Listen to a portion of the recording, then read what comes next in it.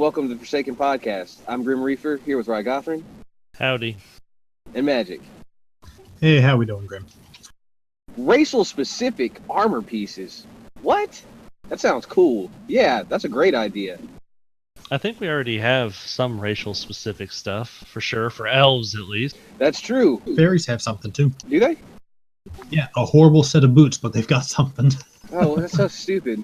You know, I mean, I like the idea of, like, class-specific stuff, race-specific stuff. Anything to kind of divvy it up, you know, to give, like, if a class is lacking or a race is lacking in a certain thing, you know, like, you know, here's an item piece that only a gnome warrior can wear, you know, or something to kind of help. The only problem with that, I think, is if you do something like that, or make too many of them, it automatically becomes best in slot for a lot of people, depending on what you want to put into it. Look at the Avalon gear, for example. Well, it also makes it to where it's very equipment dependent, which I guess you could make a great argument that the game is already that way. But it makes it so much equipment dependent that if you roll a gnome warrior and you don't have that item, then, you know, you're trash. But you should be able to get that item, you know, like where would that item be that would make it, you know, like that is part of the gnome warrior's quest is to achieve that item. Yeah, if we're talking quest specific thing, that's a different story entirely. It would definitely be cool to have race and even class specific equipment and, you know, have quests to get them. It would definitely actually go into like in-game content where you could complete the quest and actually give you something to do while in the Shadow Zone or in just whenever there's not many people online. It would give you something to do. But I think that would be kind of cool just in general to have some kind of crafting thing. I would hope that it wouldn't ruin things like Bard or Armorcraft Crusader. But it would be kind of cool to have a crafting system. And I think we've talked about that before, and I'm kind of going off on a tangent about that. But I think it would be cool to have race-specific armor. But again, it's if you don't have that armor, are you going to be playing? So you have to take into consideration, is it going to be rare, or is it going to be quest, or is it going to be just, you know, I guess you would have to decide that before you start making that kind of equipment. Because we're talking about covering weaknesses within the race and the class, right? Yeah, and that's like, you know, for something very specific, like a gnome warrior, like how many people are going to actually roll up a gnome warrior, you know? Roleplay wise, it would be fun. I mean, you could come up with a lot of cool stuff. Actual PK wise, obviously not that great, what we've seen in the past. So yeah, it would be kind of nice to cover some kind of weakness. Well, part of that is because people always tend to go towards the power combo in that anyway, towards the fire giants and the ogres, and they tend to exclude the diminutive races in that regard. But, you know, it at least medium races, at least with the Zan anyway, is showing that, you know, they can work, and they can work well. Yeah, what is that attributed to? What do you feel like that's attributed to? Player skill. Player skill. I think that's part of it. I think there's some other parts to it, such as consumables. Well, yeah, consumables, but then everybody has access to those, so that no warrior should have access to the same consumables that Slith warrior has, or the human warrior in that regard.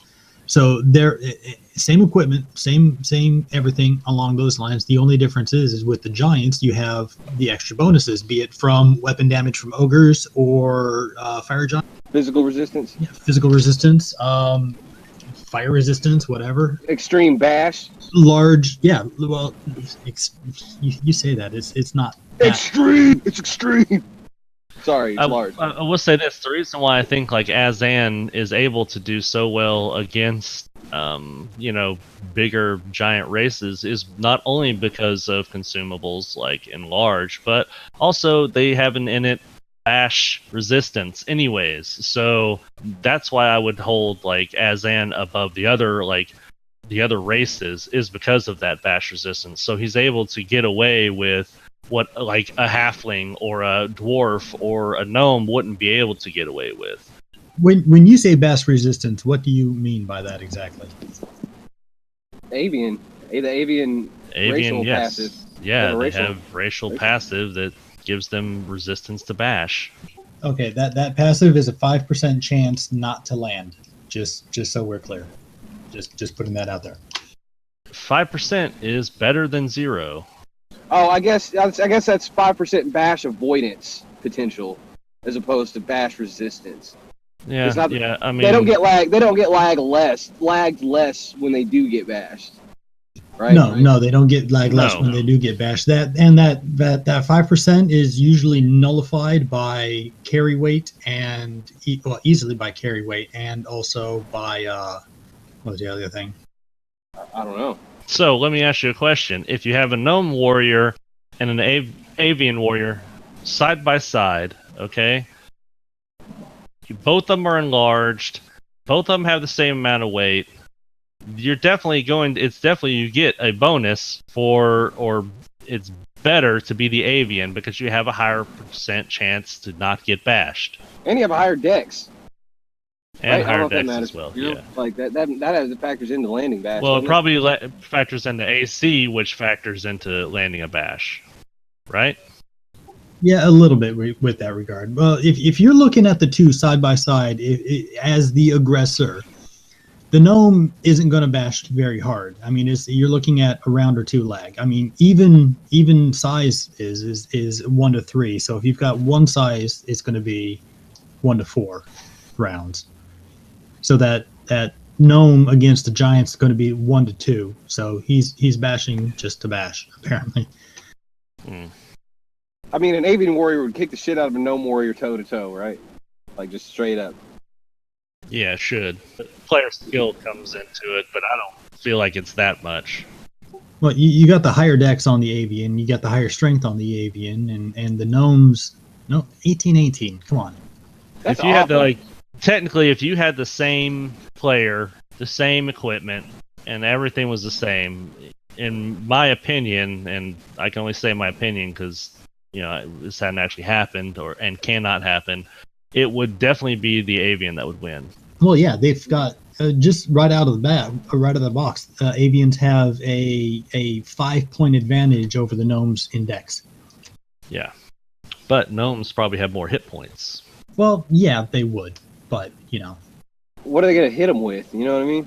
Who's gonna have more hit roll? I guess that's what avians have 19 strength. Avian's gonna win. Avian has way more AC. Avian does win out in that regard, but it's 1 point of dam roll is the difference between the two. And that 1 point can add up, especially with the AC they have. The natural AC advantage.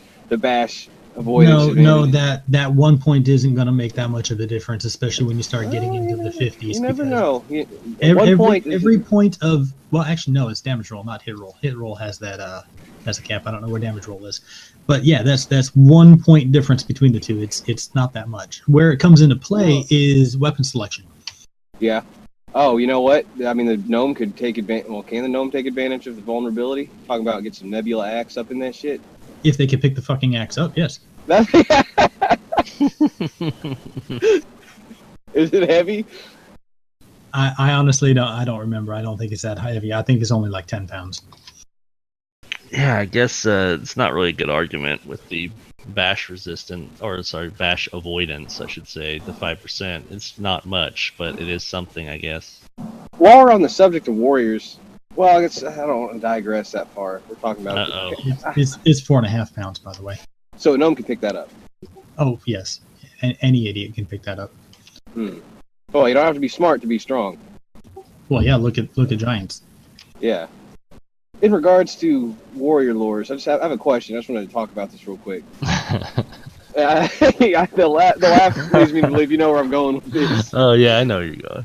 Why are axe and polearm both lumped into power grip when, if you're ever going to pick power grip, you might as well pick staff so you get pugil?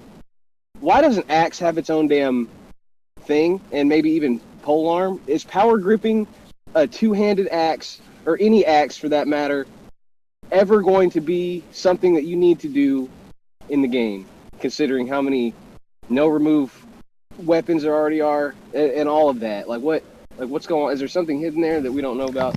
Why does that exist? You want to tackle this, Magic? I think it's just on the idea of power grip helps with the against disarm, but yeah, with the whole no remove weapons, it's running fallow. Well, yeah, and even at an axe of all things, like let me power grip this axe that I can't get massive attacks with. I won't be able to use a shield anymore with, or anything for that matter. Like I don't understand. I mean, not all axes are two-handed. No, I know that, but I'm saying like if I have a one-handed axe, even like I'm gonna double grip this now, or I'm gonna power grip this one axe when I could just be using two axes with dual wield. Like why not give axe a warrior lore that you can dual wield with or something. Like I guess what I'm getting at. Use. On the what? On the defense you want to use. I mean, depends on the scenario. You might use power grip. I mean, warriors already have double grip, so the power grip is just a better version of double grip. Effectively, yes. Yeah. And it says here in the help file that if they do manage to disarm your power grip, it goes into your inventory rather than on the ground, and the only exception is exotic weapon master. To me, it seems like power grip used to be very nice, and now it is just outdated due to the fact that there are so many no-remove weapons that are available. Now you don't even have to worry about it. And barring that, there's even more no-drop weapons. So really, it's kind of, I don't know, it's kind of outdated and useless. It's a useless appendage on the tree of beautiful warrior lores. And I like how it's lumped. It is lumped in there with polearm. Like if you pick polearm or axe, you get power grip. If you pick staff, you can choose between power grip or back cutter. Hell, if you pick sword or dagger, hey man, you can pick between double sheath or feign. Either one, man, choice is yours. But if you pick axe or polearm, you can't do that. I guess you can do that, but you want to gimp your warrior.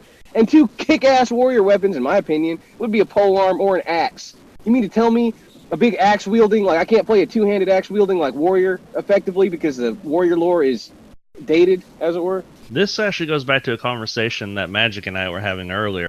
And the point here is yes, of course you can play a warrior and still have power grip and still be effective, because that's just an enhancement of warrior, and it's not the main focus of the class. The class still has all the skills that it had before these lores even existed, so you can do just fine.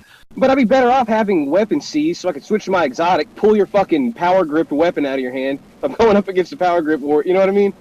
Like, yes, of course. Yeah, of course you're going to want to have exotic or whip or staff with back cutter. Yeah, they're going to be better, and they're going to give you a edge over everything else. I'm simply saying that those things aren't going to work in every single situation. But is there ever going to be a situation where I'm going to need a power grip and axe? Well, it would come in automatically when you double grip, so yeah. No, yeah, I mean, I can see you being in situations where you'd use it, but not that many, no, because eventually you'd get cursed weapons and you wouldn't need to worry about it anymore. Like I said, I think it's outdated and it needs to be updated with something, but what that is, I don't know. Cleave. I'm just saying, without power without power grip, you still have every other single warrior skill. Yeah, that's true, but you could have had a better lore. Like, there's no reason to pick that when you could pick any of the other badass lores, like double sheath. Yeah. I mean, it's like Archer, and I gave Magick this example earlier. A lot of people complain about Archer, but guess what? Just because your arrows are not working 100% effectively against someone that has missile shield doesn't mean that Ranger is completely useless, because there's still a ton of other class skills that were around and effective before Archer was even a selectable skill. Yeah. So, and I guess, some of the argument would be, well, are the other selectable skills better? Maybe so, yes. Obviously, a lot of people go with Beastmaster, but all things considered, everything should be equal, but it's not. So that's why people tend to lean towards certain things because of, min-maxing and all that, because people want the strongest characters that they can be. Yeah, I'm wondering if, I don't know why I'm obsessed with axe and power grip. I want to, I don't know, I want to try it. Well, you want to roll a character and you want to have a certain role play, and you want that role play to be effective also you want to be effective in PK. Yeah, if I need to be, because it's just, and I can't think of a situation where it's like, man, to really get the edge in this fight, I really need to power grip this axe. I can't ever think about, like, where would that even happen? You know what I mean? Like, if only I'd power grip that axe. You know what? I mean, I'm sure there's things that aren't in the help file that power grip gives you. Like maybe it does slightly more damage. Yeah. Like if it hits for max rolls every time or something, that'd be elite. You know, that would be, you know, or something like that. I don't know. And I'm wondering. Probably too powerful, but yeah, I don't know. It has to be tested. I think some of the lores definitely need to be touched on and made better. Yeah, just at least be made current with what is out there, because I mean power grip and all that stuff seems totally obsolete due to, you know, aren't the pit weapons no remove? Like aren't those right there? Like they're no drop. Yeah, no remove. So just right there, the existence of those, you can just take your pick, and already your thing's obsolete if that's truly what power grip does. There is a change in the forums from 2017 where it said power expertise is been increased. Yeah. I don't know. Maybe I'll have to test it out. I don't know what to do it with. Apparently everything I want to play sucks, so I don't know. Way back in the day, I think power grip was just disarm bonus. Oh hell, I don't know either. Just gave you an edge and disarm. I suppose. I don't know the code either, so. Well, disarm prevention, but that's about it. That's not an issue, huh? Which used to be a big thing. I mean, disarm used to be like, the meta for warriors was whoever got the dirt kick first gets in the disarm command first. And then, that used to be kind of the way it was. Now with no disarm weapons, it's more like dirt kick and then lag. I mean, that's kind of the warrior thing, if you will, the shtick. If everybody's running around, or think everybody's running around with no remove and no drop weapons, well, no remove weapons anyway, you can kind of piggyback on that, knowing that they probably won't disarm you, even though you're holding a weapon that can be disarmed. What do you mean? Well, I mean, if you go into a fight, you're expecting the other person to have a no remove weapon because everybody has a no remove weapon, but you could decide to have the faux shard and run around with that. That's not a no remove weapon. That's also not a no drop weapon. But people would think that you are, so they won't disarm you. Oh, I mean, you gotta look at what your opponent's wielding first, right? That's step one. Yeah, that's part of PKing, is knowing what your opponent is wielding, and whether that's just part of the knowledge that you get playing the game, and what weapons are, no disarm and which aren't. I mean, as a warrior, you have offhand disarm, and so if they're wielding often people's offhand weapons is uncursed, or has never been cursed because of, they want to remove it real quick and then throw on a glimmering staff, and it's just something that you get with game knowledge. Now, we could trick people into thinking that I'm wielding a no disarm weapon when really it's a power gripped axe, and they're about to take that to the face while they waste their time disarming. Yeah. I mean, I think I suggested to Grim the other day that what you could do with power grip is maybe make it to where it does make non-cursed weapons no remove, where they just can't be disarmed unless, of course, it's by exotic. But even then, it would be kind of cool to where even exotic couldn't disarm their weapon, and it kind of nullifies that. Or iron arm. So that's one reason to have and use power grip. But then again, it's been increased in, like you said, on the forum in 2017. So we don't know exactly what it does at this point. If it is actually a good and viable, alternative to the other warrior lores. Yeah, it could be the most powerful thing in the game right now. I don't think anyone's tested it. Dude, yeah, it could be the most... before this podcast goes up, I'm going to go ahead and get to level 50 with something.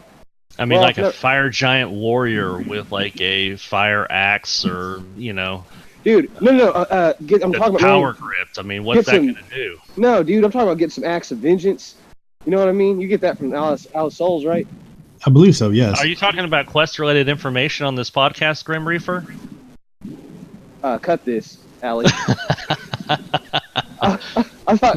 Do not cut it. Do not cut it. I'm talking about some Lux Eternus. 14D3, bro. I mean, I guess it's not that high. It's like 42. Did I do math right? 14 times 3 is 32. 42. The What's the Fixer? No, dude. The Lux Eternus. 14d3. It's average 28.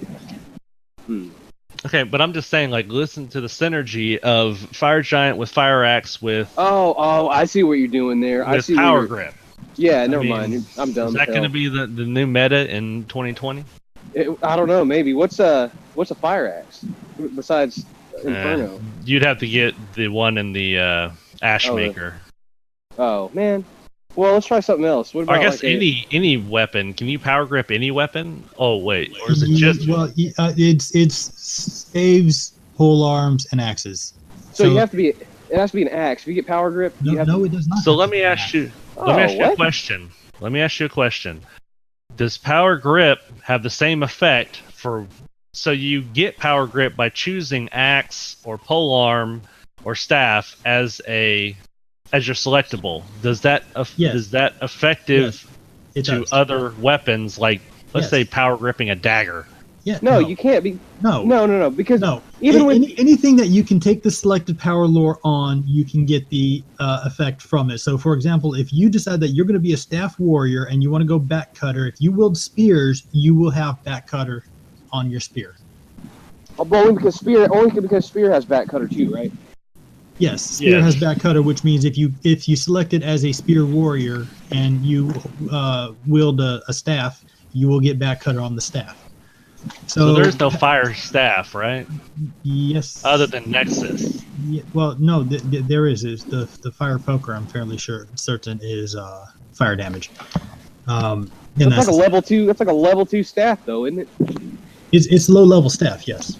But it's average 20. Getting to it's a pain in the ass, but it's heavy and it's in. Ooh, it sucks. It's in the offices, so good luck. It's non-rare too, by the way. No remove.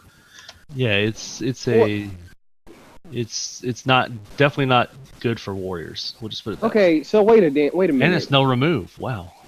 Power gripping. Okay, why would you power grip anything other than a damn staff though? Because you get pugil with the staff. I want to power grip a fucking axe. Okay, so get Ash Maker. I mean, that would be like your cream of the crop. Otherwise, you can use Inferno, which is not that great. I think it's like average 21. I want to wield that one axe from that place. Very, very specific. Thanks, Grim. You know what I'm saying? Which one place? No, we don't, because that one place where you have to be where you get that one thing and you have to be that one alignment to get that axe. I see. I know exactly which one you're talking about. Okay, that's Isle of Soul. You can talk about the reward. You can't talk about how to get it, but you can talk about the reward.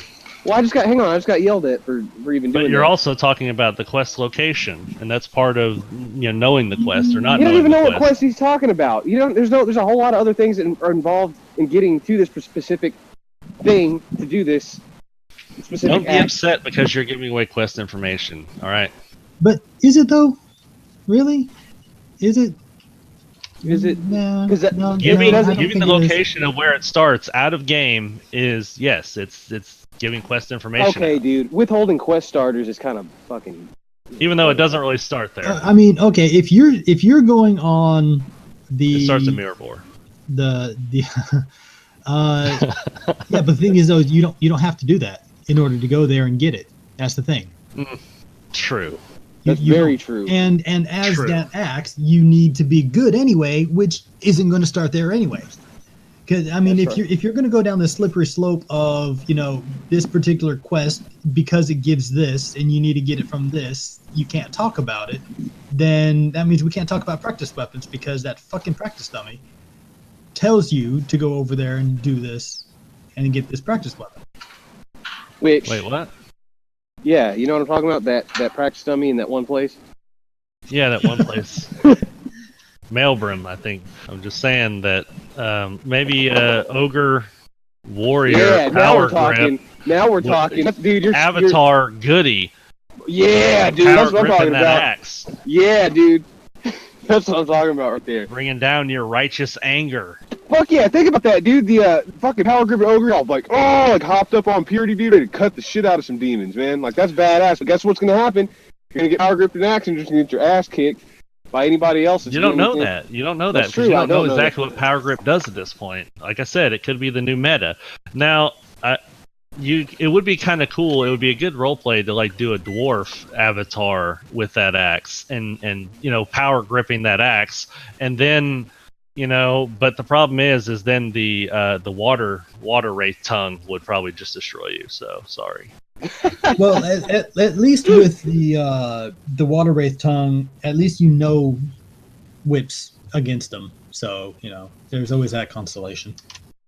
Which brings me to another point: vulnerability weapons and their averages. Yeah. Yes. What should they stop at? 20. Well, might actually be a little too low on that. 22. We're gonna bring Wade up. Yeah, another time. Hi, Wade. I agree with him in this regard. I don't think they should be higher than 24, personally. I agree with him, but I would say maybe 25. But 24, I can go with 24 100%. So yeah, 24, 25, not like you stop at 27 or 30. But hey, Volgathris, this is something for you. The water tongue, what is it? Water wraith tongue, Venum 109, is average 27, and it is water damage. The saving grace on that is there are 2, and it is a lockbox item, but I still don't agree with the high average on it. I don't either. It's already a vuln weapon, so it's like, hey, let's go ahead and just take dwarves out of the game. Somebody's gonna get this and just, Yeah, but they also, what's funny is they also have the waterfall axe, which is also a lockbox item. So it's kind of funny how 3 of, or at least 2 of the lockbox items directly will destroy dwarves. Yeah, right. And they're like the most offensive weapons that you can get. By the way, it's pretty stupid. That being said, Ashmaker's average 27, and it's fire. So Oh wow! Holy shit, dude! Fire giant, fire axe, waterfalls, water, and average 27 as well. So yeah, you've got 3 vuln weapons there, easy. 4. Well, no, Acts of Righteousness is a little bit better. I mean, that's only average 25. So happy days. What about a fire giant? Yes. So power the grip question, axe warrior. Well, isn't that what I said earlier?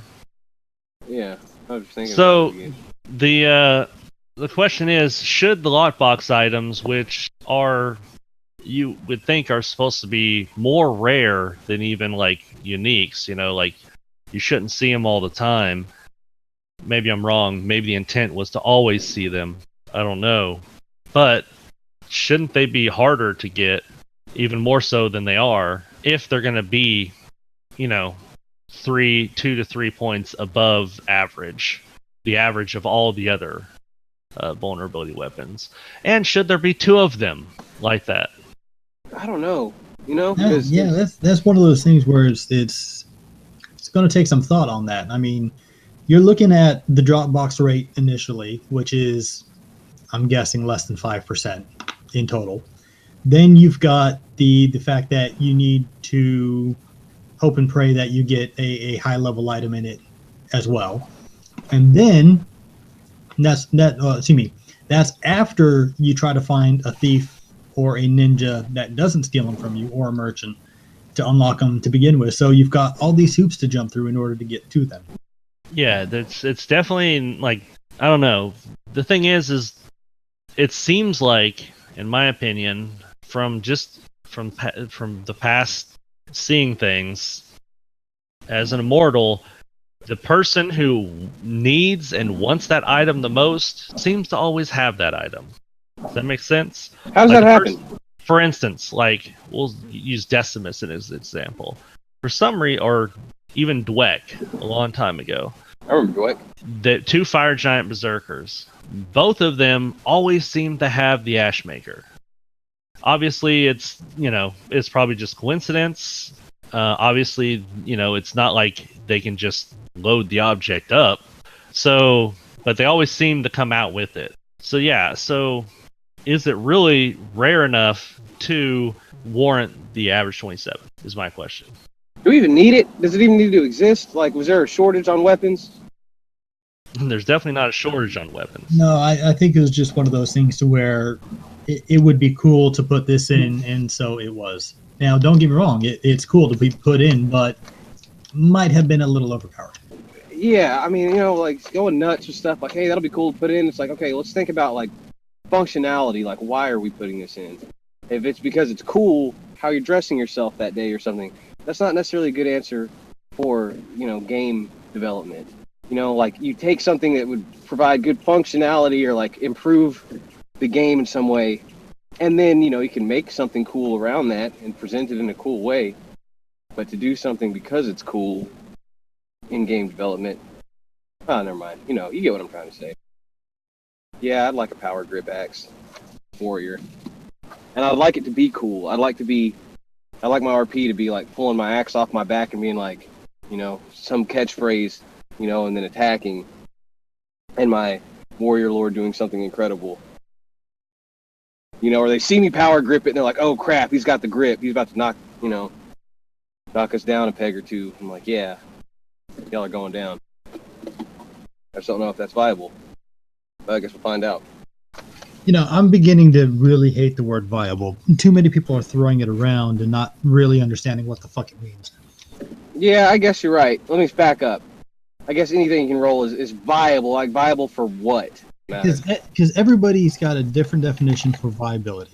As simple as that. Okay, if you're looking for like the absolute meta at a time, then yeah. Various races aren't going to be nearly as good for certain classes as others. It's a given. But that doesn't mean they're not viable. It depends on what you want to do with them and what you want to get out of them. Sure. But most of these people are looking at it from a PK aspect, and no, no warrior won't do nearly as well as a Sleth warrior or a fire giant. Yeah, because they're not a typical warrior race, So it's like, why should they do as well as a giant, who looks like a warrior or berserker or something like that? Which I get it, and it's like, the game. There's a lot more to the game than just PK. Everybody, hey, this is an RP game, man. Like I said, you can take the PK out of FL and it's still FL. You can't take the RP out. You can't.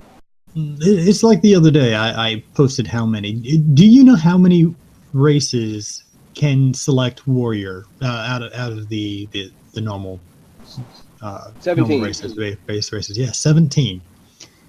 7 fucking more than any other class. And Yep. how many people actually what do people roll for warriors? They roll fire giants and they roll ogres and they roll maybe a minotaur. Yeah. that's it. Yeah, because the other ones are they're subpar warriors, and like giants are kind of meant for war. Honestly, fire giants are good and all. Are they really subpar? Yeah, a gnome warrior is real subpar. Okay, what about a feral warrior? I remember. What about a stone giant? What about a human, a half drow, a half elf? I mean, we're talking medium-sized characters here that, okay, some of them do have the lower end of strength, but play to those strengths. You don't have to be balls to the wall and hit everything as hard as you can. That's true, but you find yourself in a. If we want to continue. If you want to go back and do the high strength races, okay, what about dwarves and Durger? They're high strength, and yet nobody plays those either. But that's because of water, and that's solely because of the water damage. Yes, that might be because of water weapons, but at the same time, you're not playing an entire race because of the availability of water weapons. That's it. It's just, because it's a tendency. It's like a trend to not play it because it's been not played for so long that it's just common knowledge now that, like, oh, you don't play these because you're going to get your ass kicked. I was talking to someone the other day in a direct message, and I told them the idea of a character I wanted to roll, and they told me straight up, quote, that's a terrible idea. Yeah, you get that quite often.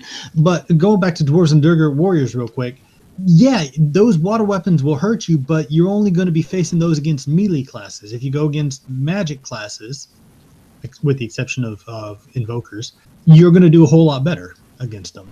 In the wraith tongue, is that a whip? Is that a flail?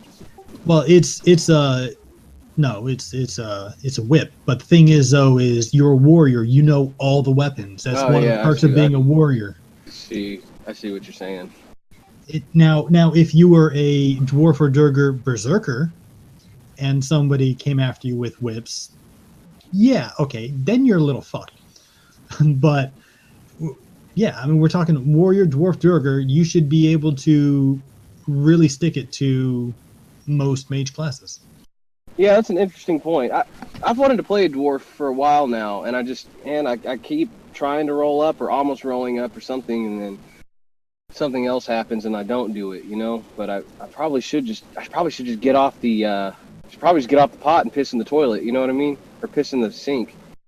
I should stop pissing in the sink and piss in the toilet. You and your metaphors, you're horrible with them. Well, you know, but I think my point is, like, I should just play what I want to play and kind of just shut out the noise that people are saying, like, oh, that's a terrible idea. You're going to get your ass kicked. Can't wait for you to roll that up so I can kick your ass. You know, that kind of stuff. You know, that kind of... Exactly. That's just negative. They're forcing their ideas onto you for what you should play. If you want to play a Gnome Warrior, by all means, roll a Gnome Warrior. Will it be great? Probably not. Will you have fun with it? I hope so. Yeah. Probably not. All we can do is hope. Okay? I'm just saying, like, yeah, you can roll up a Gnome Warrior and you can have a great roleplay. And it would be really good, obviously. So, here's the problem, though. Eventually, you're going to get your ass beat in PK, and it's going to kill your immersion. Well, I mean, it derail. It derail. It depends on the RP of the character, you know, but it's like... True. You know, but it at any given time, no matter who your character is, if you just get thrashed by somebody, I mean, it's, you know, I mean, does that not just take away in everybody else's eyes? Well, it doesn't take away from your character's, you know, I almost said viability again. It doesn't take away from your character's persona or whatever. They're, you know, like in the eyes of others, in the eyes of your peers, they see you getting beaten on constantly. You know, does that not take away from the seriousness, I guess, that you might have with that character, and they start taking you less seriously? Yeah, some would argue like that. Lich is a good example of this. They're supposed to be like the, you know, the highest rank of undead that you can be in the undead army. They lead all the other undead forces, and yet they get their ass beat a lot. And so it's like, how do you... this is actually, I struggled with this myself whenever I played a Lich, was how I'm getting beat all the time by whoever, you know, wielding 2 wrath weapons. I'm getting destroyed all the time. How do I still act like this crazy evil entity that's all powerful if I'm getting constantly shit on by other players or characters? And how did you come to that conclusion? Like, how do you... I didn't. I ended the character. It became to the point where it was no longer fun for me. The roleplay didn't feel like it was sustainable because I was just a meat suit getting beat around, and like you can't act tough whenever you're getting beat up constantly. I mean, you can. It would just be it'd be goofy. I get it. You know. Yeah. And then what's funny is other players will start to complain, which doesn't really matter. Who gives a shit what other players think? But other players will start to complain because they're like, you're getting your ass beat constantly and you're still acting like you're the toughest person in the world, which is technically what you're kind of supposed to do, right? I mean, if you're this all-powerful warrior, even if you're getting your ass beat, you still should act like an all-powerful warrior, or should you change your character's persona and be like, well, you know, maybe I'm not as good as I thought I was, and that's not evil. And evil would never admit defeat. Like, you know, it's like you're undead. Yeah, so but it's like, I'm not talking about that's not true. I'm talking about like a warrior. Well, evil can admit defeat. Yeah. I mean, they do it all the time. Like, you ever read comic books? They admit defeat. Well, I'm saying, like, you could twist the death into something like, oh, you've only, you know, it may appear like you killed me or something, but you've only strengthened my whatever, you know, whatever. Yeah, something like that. I'll get you, my pretty. Yeah, that kind of thing, you know. Which is, you know, it's whatever, but... Yeah, I know, but it's just like every single time, you're always just like, you may have beat me this time, but next time, I'll get you. I'll get you next time, Gadget. You get your ass beat next time, and you're like, next time! You know, it's like it's definitely like Inspector Gadget cartoon where every episode the villain loses and then they'll say I'll get you next time, but eventually that gets having to say I'll get you next time gets kind of, you know, boring. Yep. So it's hard to play a character like that whenever you can't like back it up with the PK. And I think maybe that's just part of just the competition, you know. Yep, part of the PK competition. Part of the PK homoerogeny that takes place in FL. Wait, what? They see, they see you at level 50 rolling around. You're fresh. You're new. Everybody's like licking their lips, like, look at that, cat calling. Look at that tasty beef. Yeah. Ooh, a new lich. Let's go get up in that. See what that's talking about. And they start harassing you through tells, being like, "Hey, girl." Yeah. No, but I get that, and it's like I want to roll something that's fun, but it does become unfun when you are getting harassed, and it sucks because I want to join a cabal, and it's like you can't do that necessarily without what comes with it, which is, what. The other thing is people are so set in their ways, it's not even funny. They think that unless you're a fire giant or an ogre, because of all the added perks that they get, that all other races and classes are subpar. Well, not classes, but all other races for that class are subpar. Mm-hmm. And that's not the case. I mean, if par for warrior is like fire giant reaver or something, then like, see, that's the thing is you are setting the bar way too high when you do something like that. That is not par for the course. Yeah, that's like eagle. Par for the course should be, a human of that particular class. I mean, all the classes should be balanced around human, right? Since that's the most like even across the board in stats. They should. Whether or not they are is a different story entirely, but I think they should be, yes. That's what I've always thought, and that's what I don't understand sometimes.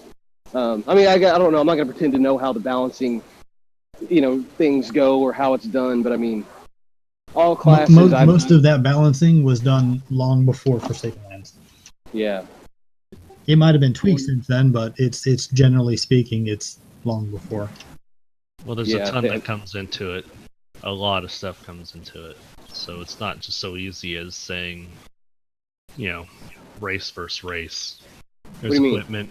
There's equipment, there's spells, consumables, there's player knowledge, player skill. A lot of things come into play whenever you're talking about balance. Sure, well, all that aside, though, like when you're starting balancing things that are only presented to the players, it's just a tier list. Like, if you're going to balance a class, it's like, okay, let's balance the class across this standard race, which is human, which is like the standard for it, so then naturally when it's balanced amongst humans, or whatever you would consider to be balanced amongst humans, then you can start to see which races would stick out, which races don't stick out, which have, it'd be nice to be able to have different builds of different classes and have different approaches for things. I think that's the point of having the lores, or at least that should be, I guess. Yeah. The lores I see more of as a replayability, but again, people get stuck in their ruts. They will do weapon seize and they'll do weapon lock and they'll forget everything else. Yeah, well, they kind of have reason for that too, because that's the meta, that's what works. But yeah, the way I look at it is like if you look at warrior, and not all classes are like this. Replayability makes a lot of sense, but for certain classes. But if you look at warrior, things like Feign, or I can't think of another one. Ooh, but basically, like Feign is a good example. Feign could be used for some of the more dexterous but smaller races. That's what I picked for my drow, by the way. Yeah, well, maybe that's why your drow was great. He was good. My drow sucked, dude. He sucked. I feigned people, but they still beat the shit out of me because I don't have the player knowledge of how to get all that extra HP. Like, me versus the drow warrior that's running around right now, dude literally has like 300 more HP than I do from quests that I don't know where they are or anything about it. And I can't find out because it's hidden knowledge.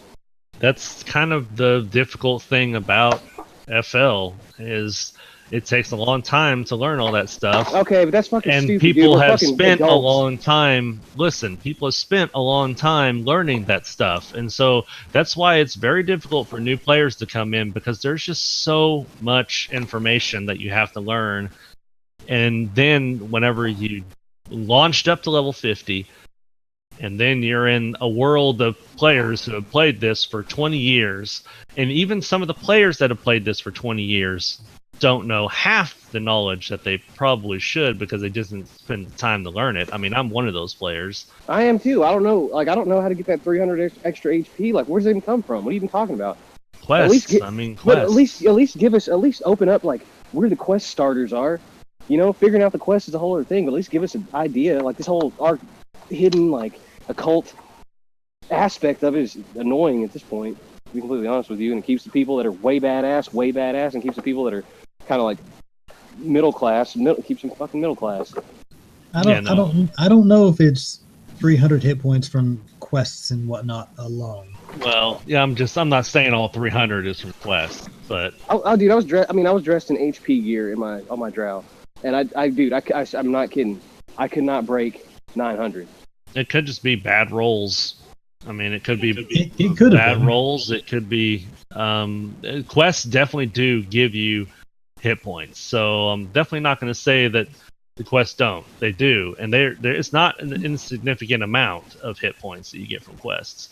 And also, to your point, Grim, I would say that it's not a bad idea to at least give an idea of where they start. And I guarantee you, if you ask people in game, well, I can't guarantee this, but if you ask certain people in game, they'll probably lead you at least to an idea of where a quest starts. Well, I don't even. The thing is, I don't know. But then you don't know they exist, so how are you going to ask? Right, exactly. That's exactly what I was about to say. I don't know what even exists. That's the thing.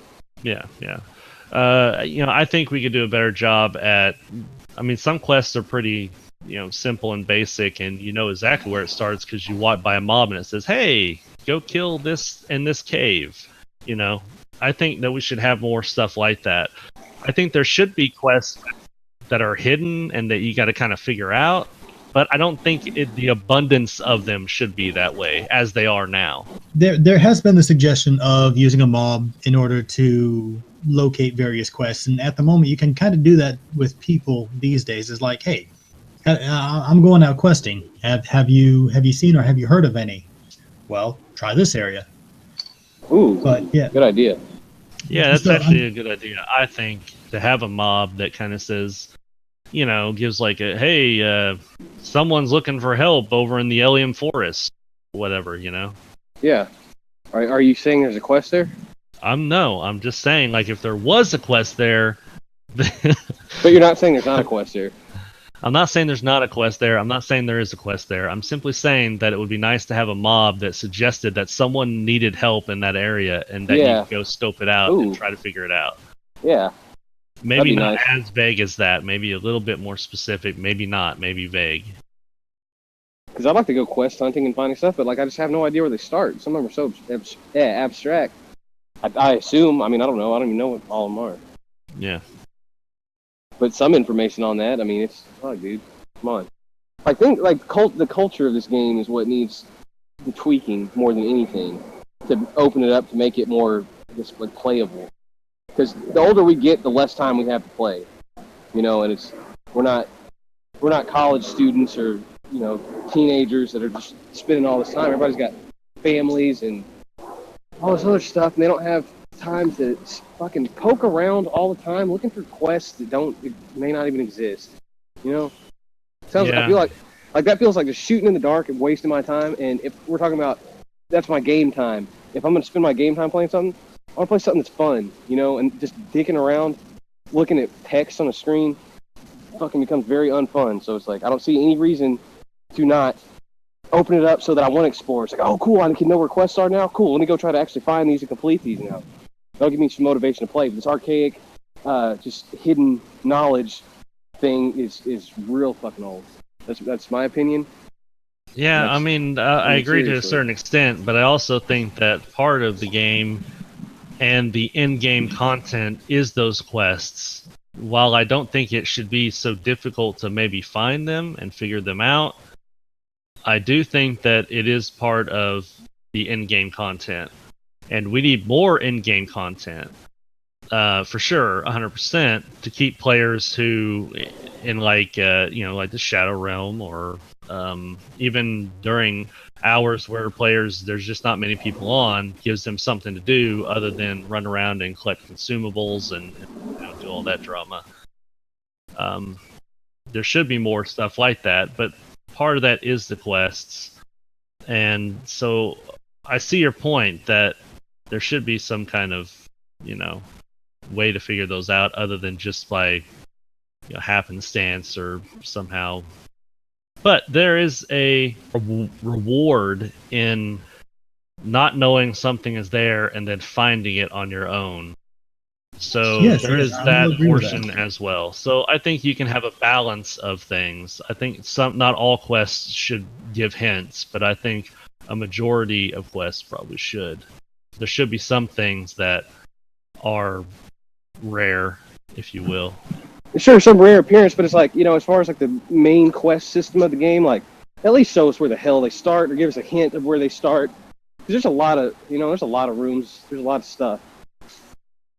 And if I had a clue of where to even look to start, I'd go poke around and I'd try to find it. And then figuring the quest out is the hard part, Like, I'm not saying give quest answers, but just show us where to begin a quest, at least.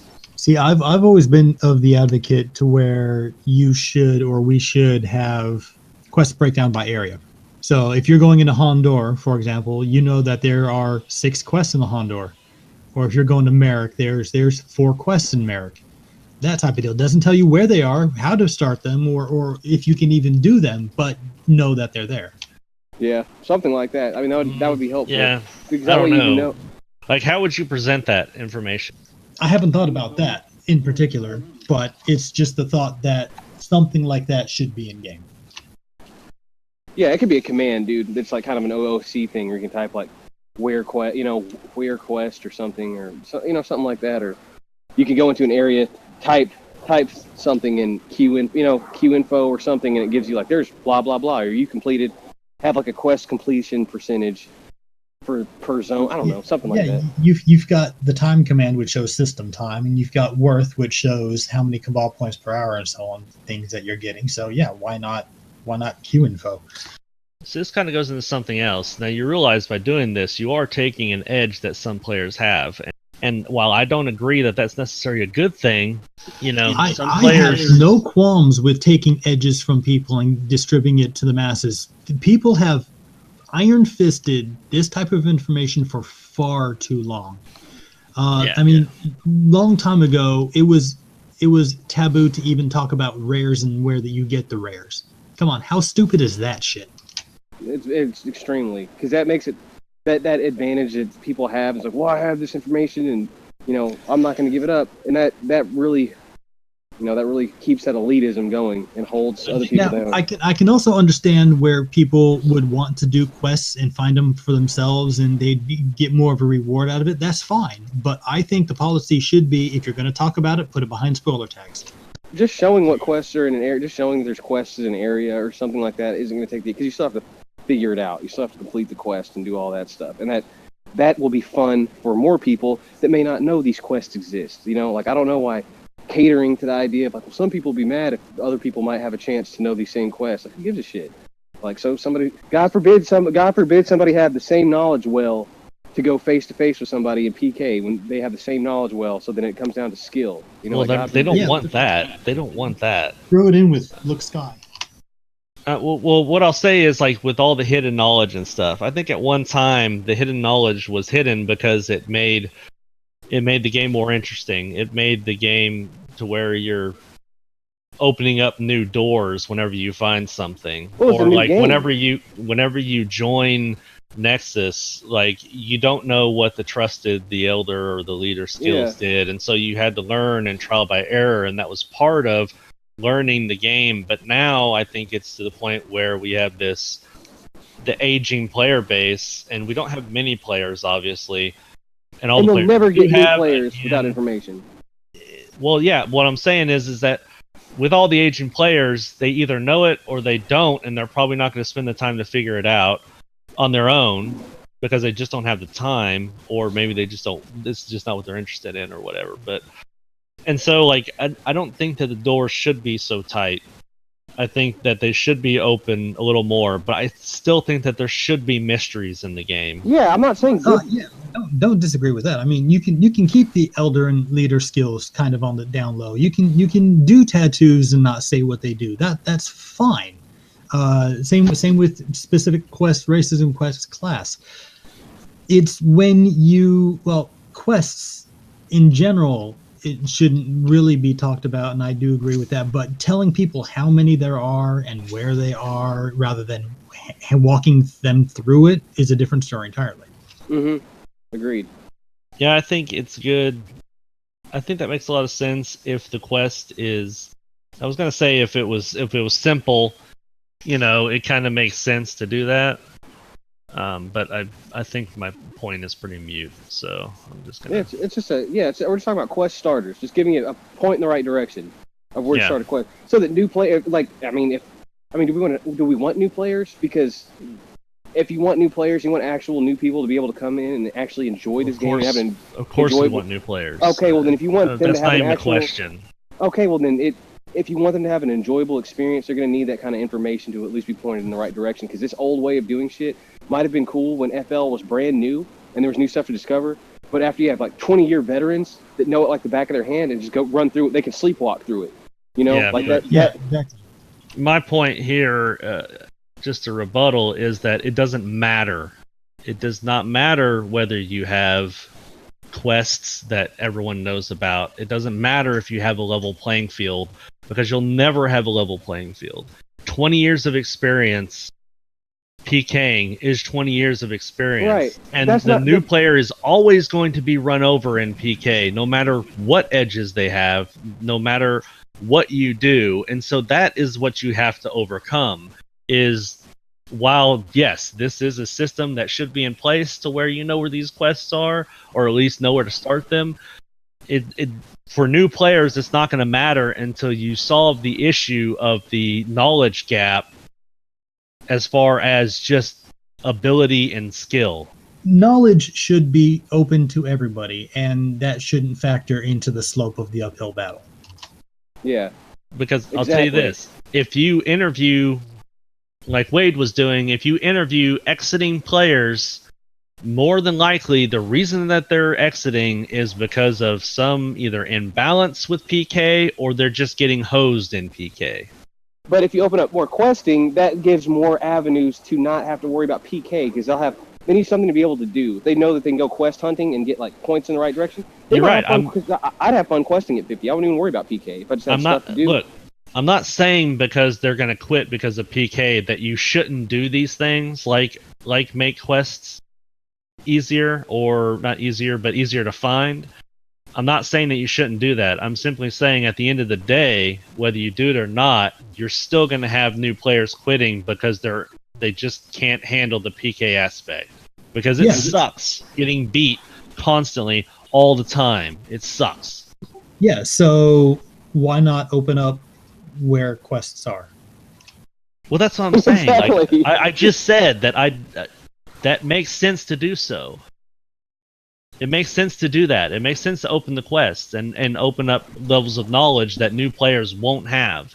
It makes sense, especially if it gives them an edge in PK. Although at that point, it won't give them an edge because everyone will have it, but that's fine. My point is that, yeah, do it, but you're still going to go back and you're still going to have the same issue with new players. Well, yeah, that's fine. That's fine, but they will at least feel that they have the knowledge. At least they will then be able to know that they have the knowledge to have all of the things that these people have, and they will know that, okay, now it is just pure skill that separates me from this other guy. And then they can focus on that. One fewer thing for people to bitch out. Yeah. Yeah. Well, they'll find things if they want to. I mean, the Iron Grip needs to be released, because let's be honest, dude. This game's 20 years old. This is an archaic game style, and I mean, I don't know what is being benefited by just harboring on this old way of thinking that obviously hasn't worked, and for dwindling numbers over the past decade. Like, you don't need to be a scientist to figure that out. That you might try something a little different and maybe have a little better results. Yeah, well, I think overall, the point is that, yeah, we should release more information. I agree. To the players. You agree with Magick? Absolutely. More information to everybody. You hear that, guys? That's a agreed upon episode of today's Forsaken podcast, and we thank you for listening, and hope you tune in next time, and maybe we'll pick this up. Who knows? Give us talk to us. Give us your thoughts. Let us know what you want to hear, man. We don't hear too much back from you, other than how good the podcast is, which we appreciate you thinking. But if you have any ideas, you want to hear us talk about something, let us know. Till then, signing off. Y'all have a good day. Take care.